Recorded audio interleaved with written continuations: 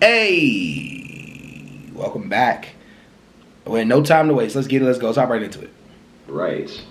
I concede. What's the implication of that? Well, is it mostly men or women?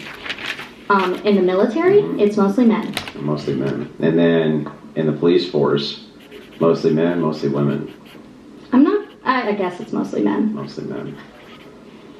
In fact, can you think of a single enforcement agency which is not mostly made up of men? I don't know, maybe the Environmental Protection Agency? The EPA? That's an enforcement arm of the government. Do they actually have an enforcement wing? Because like the IRS does. The IRS has an enforcement arm of the IRS. They carry 9 yards, but that's mostly the agents there, mostly men too. I'm pretty sure the EPA has to handle permits for businesses that are like polluting a lot. Yeah, that wouldn't be enforcement though. That is enforcing a law.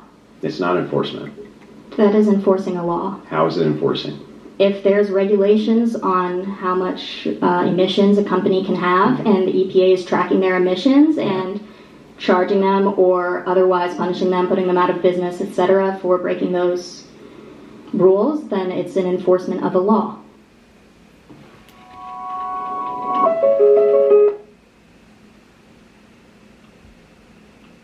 So if it's enforcement, this requires force that's entailed in the word enforcement. Yeah, and so what force are they using? Or are they appealing to another branch to use force?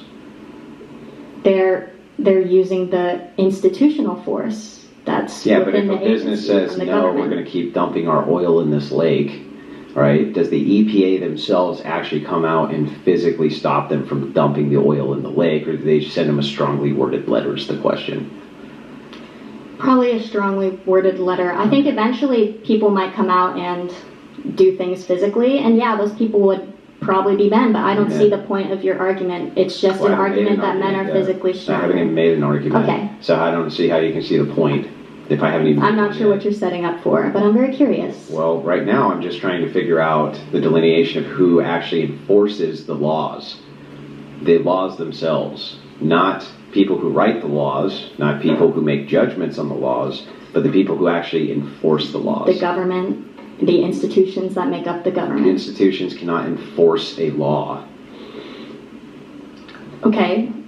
People have to enforce a law. It's like saying the prison institution will make you go to your cell. The prison institution does not make you go to the cell. A guy with a nightstick makes you go to a cell, right? But why does he have to do that? Well, it's his job. He doesn't have to do it. Who gave him that job? Well, in this case, it would be the prison. Is that a government-owned facility? Sure. So he has a government job. Sure.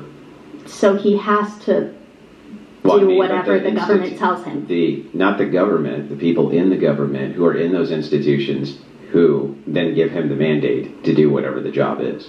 The institution itself is just a building, right, or an idea. It's a conflation of people. So you're making a category error when you say an institution can enforce. Okay. It's people who enforce, and it's people who are the institution. But listen to her point. Like, he's ignoring what her point is because that's what he does. Her point is that, yes, men are enforcers, but they follow the rules to enforce what they need to enforce.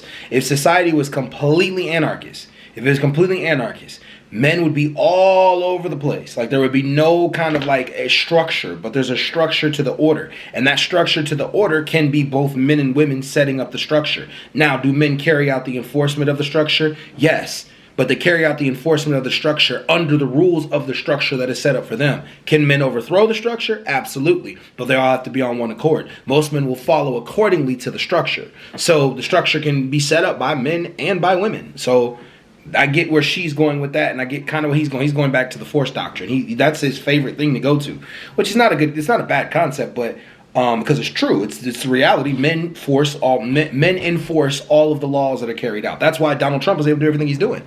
He's the executive branch. He can, like, Donald Trump can ignore everything the judicial branch and the legislative branch say because they're not the enforcement agency of the entire government. Makes sense. The government enforce, and that's mine. Well, they don't always have to be in the government, right? Explain yourself. Well, like you can have a citizen's arrest, you can have Exactly. various things like this where there's enforcement going on, but you're not a government agent of any kind, and you can enforce your right to self-defense without being in the government, right? I disagree. The government is the one that gives us the right to self-defense. So the government gives us a right to self-defense. They delineate it, like I said, after the social contract. The people give the government the people give the people in the government the right to enforce it. Okay. So then last thing is, when it comes to rights themselves, do you think that rights exist? It's a very interesting topic that you've given to me multiple times. I think, like you've said many times about different axioms and stuff, no, they do not tangibly exist. But I took two things that I love. That Goodness gracious.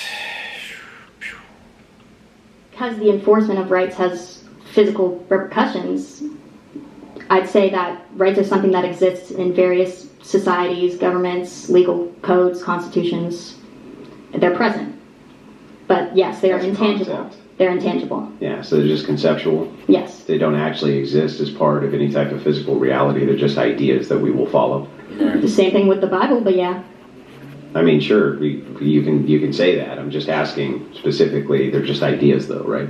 Yes, just like the Bible, it's just ideas. Okay, it's just ideas. So, if that is the case, then these ideas for rights, which do not exist, and then these men who are mostly enforcing these rights who do exist, men, you would say, would be the rights enforcers. They would have to be. There's mostly men who are enforcing rights, and under this ideal or idealism that you have that we should follow rights, you would need to have people enforcing them. Those are mostly going to be men enforcing rights. I feel like we've talked in a circle here, and I think the fundamental disagreement is that I believe women are just as capable of men as enforcing rights, and I don't think that physicality is a valid enough argument to argue against it. So then can you tell me why it is that there's never been a case in the history of all of mankind where women have collectively enslaved, or men, but men have always been able to collectively enslave women? It's because men are physically stronger. Well, then what are you talking about? Women are just as equally capable of enforcing their rights. Because guns are an equalizer. Yeah, but we've already distinguished that they don't make you equal to a man just because you have a gun. We disagreed there. Okay, well then can you explain how somebody's better apt and can carry far more ammunition and handle a weapon better, how it's equal to a person who cannot? That was a weird question. Overall, she's 100% right. As a man, your physical strength means nothing when you come up to a gun. Period. Through that, women could probably fight for some type of enforcement on society if they really wanted to. However, to tie to his point, throughout the history of us not having that kind of stuff, yeah, women have been subjected to a lot of stuff that men put in front. But I want to make an interesting point to this. Like, it's funny. Like, I really think that. So, as societies come and go, different rules in societies appear. They come and go. I wonder, like, what would he think about that? Like, so the way rules were structured in the first century, in the first century, are different in the 21st century because of how we see things. So, what does he think of that? Like, we're evolving in thought. Like, we understand that women aren't just property anymore, right? So, I'm like wondering, like, what? I don't know. I guess I'm gonna keep listening because I'm trying to figure this out. First of all, like we said, there are many exceptions to that case. There are many women who could probably carry more ammunition than a small, weak man. Yeah, but those would be exceptions which would make the rule that most women are not as good at it as most men. Also, women do not make guns. They don't create them. They don't manufacture them. They don't draft them. They, for the most part, stay completely out of the industry. There's almost no women working inside of the gun industry as far as the production end of it goes. Some in the sales end, but they don't even produce the weapons.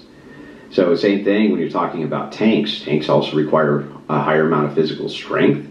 Male tank crews are going to do better than female tank crews. And this is because you have to put on treads, and you have to put in shells, and you have to carry heavy So it's not really just saying, well, a woman can carry a gun. I don't really understand the argument because, yes, men also carry guns but can do so much more than that with the guns. Okay, well, it's just I've proven that women can be enforcers, even if it's less well than men can be, right? Would you concede but to then that? that would mean, if that's true, that men can utilize force even against enforcer women and take away their rights. That's the point. So do you think like a man who is able to escape the grip of a female police officer, you think he's just going to be free for the rest of his life and never get a right, never get it enforced on him? Yeah. Men are going to come get him. Men who enforce rights are going to come get him. But generally speaking, yeah, women and men cannot equally enforce rights. There's no, I mean, there's never even been an example of it, ever. It's never happened once. So my argument would be to you that if tomorrow collectively men said women have no rights, they would not. And if collectively women said men have no rights, they still would, because women would be unable to enforce that mandate, whereas men could. That's false, because they could at least partially enforce it. There'd be a war between the genders if we can both own guns. I don't think that there would be. As if you take a look at some of the historic examples, including overseas, there have been many instances where women can own guns and have guns, but if men take their rights away, what good are your guns? What are you going to do? Collectively, women, there's no possible way for them to put up a fight against men. Can't. Women should definitely take this into consideration, what they're saying. Like, learn from what men are saying. Like, you know what I mean? Like, there's one way women can eliminate men. No birth. Like, literally, without a woman, there are no men. Like, the men that create the society wouldn't exist if it weren't for women birthing them, right? So now, let's flip that back. If men decided to go to war with women, we'd be wiping ourselves completely out. It's like this argument is like counterintuitive, I want to say. Like, it really is, because it's like, what, like, it just goes back to circular reasoning. I don't know, it's weird, but, and even if we tried to force it, like, women could unalive themselves to prevent the force.